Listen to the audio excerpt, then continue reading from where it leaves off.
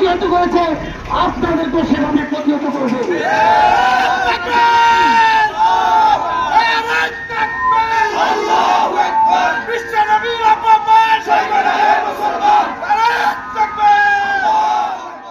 অতি দ্রুত মুসলমানের কলিজাকে ঠান্ডা করেন। বাংলাদেশ 92% মুসলমানের দেশ। এই দেশে আল্লাহ ওলিদের দেশ। এই দেশে কোন নব্য ফেরাউন নাস্তিক মুরতাদ এদের কোন ঠাঁই এই দেশে দেওয়া যাবে না।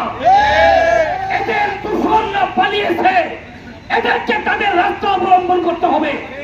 এই জন্য নব্য এই সমস্ত ফাসিস্ট সরকারের দূষণ যারা ছিল, তারা কি বাংলাদেশের প্রতি ইঞ্চি জমিতে